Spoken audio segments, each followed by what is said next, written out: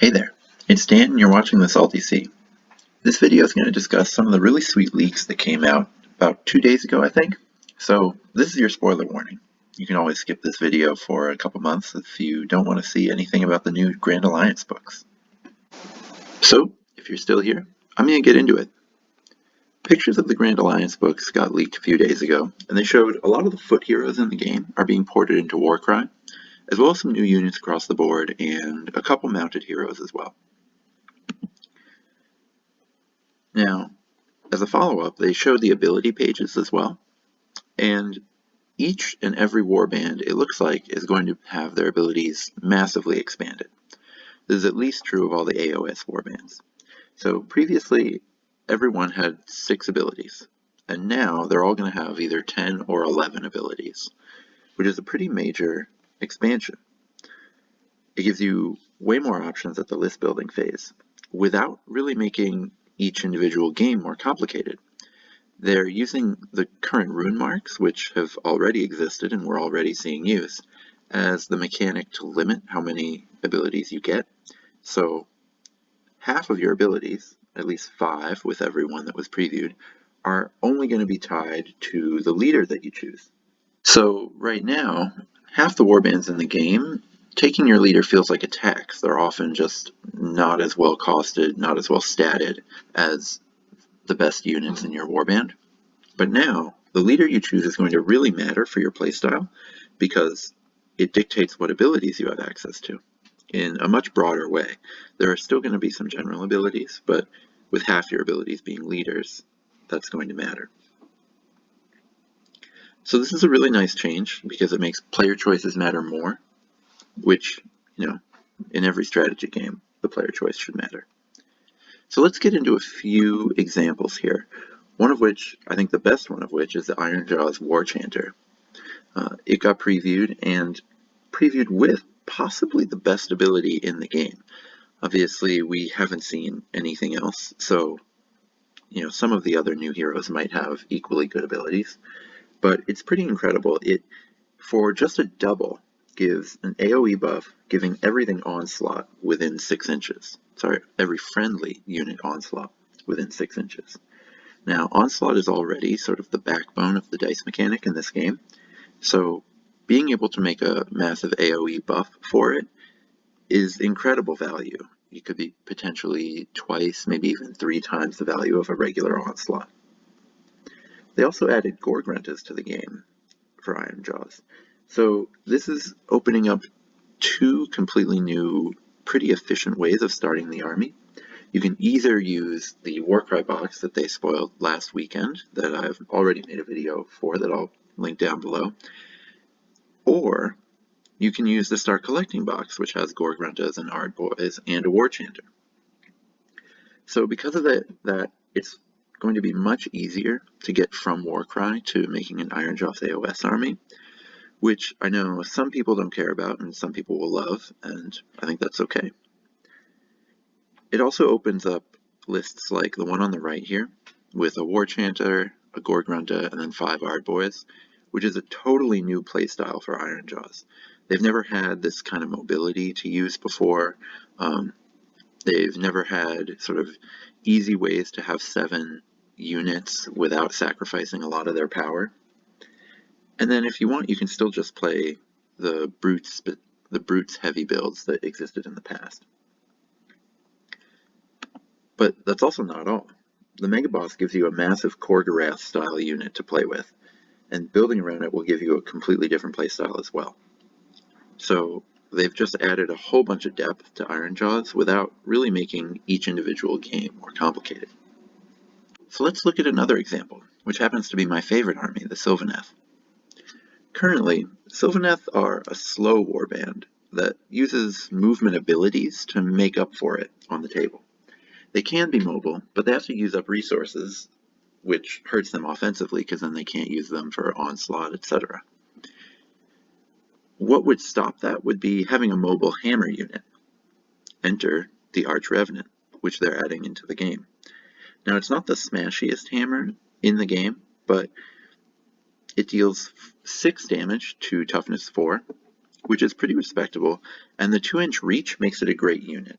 I've talked a few times about how 2-inch reach is much more valuable on something like this Arch-Revenant that can actually deal respectable damage than it is on lots of other sort of spear units in the game that don't do much damage, and so you just ignore them instead of engaging them. Now, the abilities are also pretty good. The double is fine. It's going to be better than Onslaught on a 4-up for 1 attack, but not for a 2-attack activation. The triple is like the Ironjawz double, but with the Arch-Revenant's mobility, it's still a total game changer. It's completely worth the power downgrade going from a double to a triple, because you can fly 10 inches and then just use this wherever you want on the board. Oh, by the way, did I mention the Arch-Revenant is going to fly and move 10 inches. Now, the Branch Wraith is pretty bad, but okay in multiplayer. But again, Sylvaneth had some solid lists before, and those still function perfectly well.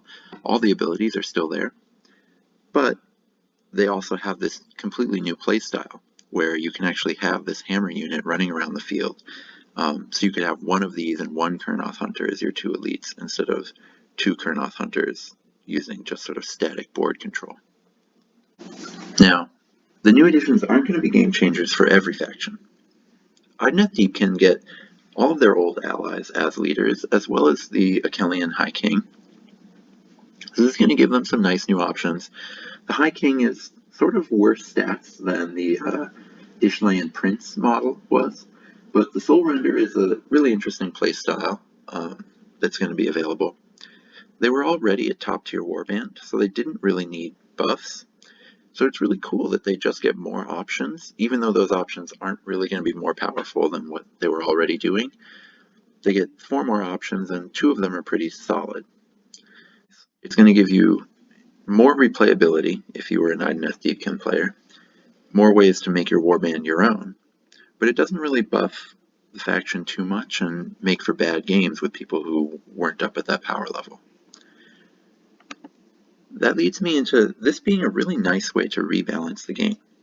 For example, Fire Slayers were previewed with getting some pretty massive buffs, with a nice little ability on a double to give them +3 movement.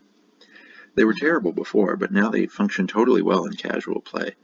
Probably still won't be a competitive high tier, but that's okay. If you had Fire Slayers before, you probably played them once in Warcry and got frustrated, and now that won't happen. Meanwhile, one of the best warbands in the game, Legions of Nagash, got multiple new units and multiple new abilities, but the abilities aren't very good. It's the crappy charge ability that half the warbands in the game have, a kind of bad heal, and a damage buff that's only better than Onslaught on a 5 or a 6. So, yes, they get new units, but it was the old units that were killing people, and the new units aren't better. They're actually not as good, so they're not really getting a buff from this. We'll have to see what other powerful warbands like Skaven and Gits get, but I have a sense that this edition is actually going to really compact the game and really improve balance. You're going to find a lot of the low-tier warbands are just going to play closer games with some of the high-tier ones. Still, how can we really talk about rebalance when the original 6 and the other 3 Warcry-specific warbands are being left out of the party? Now, first of all, it's, let's put air quotes here, interesting that the Chaos book wasn't leaked. If you put your tinfoil hat on, it's almost like Games Workshop created the leak to drown out the salt over the Catacombs box price and the grumpiness that I contributed to on this channel as well over the Grand Alliance book hustle that people were feeling that like they were being hard done by being asked to buy too many books. Now, the Warcry warbands aren't actually worse than the Age of Sigmar warbands, but you do have to buy 2 boxes to compete with someone who's min-maxing. However, now all the AOS warbands are getting pretty major buffs. It's tough to see how any but the most powerful Warcry warbands can really compete. They still have a ton of value being plug-and-play ways to play the game, but they are just falling behind.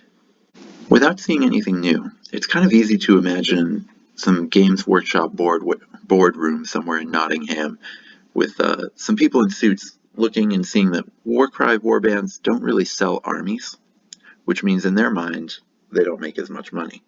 Now, personally, I don't have more than 1,500 points of any given army in AOS, but I have 10 Warcry warbands, so I've spent about as much on Warcry this year as an AOS fan who buys a new army every year. So I really don't think that logic applies, even though I do think it is what they're using. And it's too bad because I think there really are sort of three different types of Warcry players. One is there's just people who are obsessed with the game in every aspect. Two, there's people who are into it because they just love having a skirmish little version of Age of Sigmar, and these Grand Alliance books are incredible for those people. Then, the third kind is people who actually just really love the new aesthetic. They love the exploring the little places of chaos that the big game can't get into, and they love having the just plug and play aspect that the boxes give you. And I'd be really concerned about leaving those people out in the cold, because I think they're a big part of the Warcry community and the amount of people who are playing. So there's a few different approaches that GW could take here. One is they could really just be leaving them out in the cold, which would be really sad because I think they would lose a lot of the people who really liked what was unique about Warcry. The other is they could just add abilities. I think this would probably be the easiest way to improve them. And it's possible that the Chaos book has something like this, where, listen, we know we're buffing everything else, so here's some new abilities to help you keep pace. Now, that might be a little bit difficult. Balance would be an issue as well, because currently none of the original warbands have multiple leaders. So other warbands are getting access to 10 abilities, but really can only use 5 or 6 in a given game. What are they going to do with these warbands? Because they're losing the flexibility. If you give them more abilities, then you sort of give them all the abilities. You don't just give them a couple. And then 3, they could expand the warbands. So this would mean, either literally expanding them in terms of giving them more playables. So start with, say, an AOS playable foot hero who's connected to one of the warbands and then used in one of the warbands as an alternate leader. Or you could use something that's already baked into the game. I bet they won't do this, but it is, I think, a really attractive possibility for them of just taking the monsters. The Slaves to Darkness Age of Sigmar battle tome talked about the Ogroid Myrmidon being sort of a leader and an inspiring figure to every Chaos warband. So why not just put it into each warband as an alternate leader, give it a different ability based on which warband it's playing in, and then voila, you've given each warband a new type of playstyle. You could do the same thing with the Mind Stealer Spheranx or the Crusher, the guy with the big boulder. That could give them, totally new life for the warbands and help them keep pace, while still allowing people to plug and play with just the box if they want to. I hope they go a direction like that to keep the unique aspects of the game in the game for everyone, but who knows really what's going to happen. Either way, I do like this for all of the Age of Sigmar warbands. I like the game rebalancing, I like the addition of new play options, so I am overall excited, even though I do have some reservations. So that's it for these preview discussions, and hopefully I'll be able to make some tactics videos using the new books in the future. Until then, may all your rolls be crits.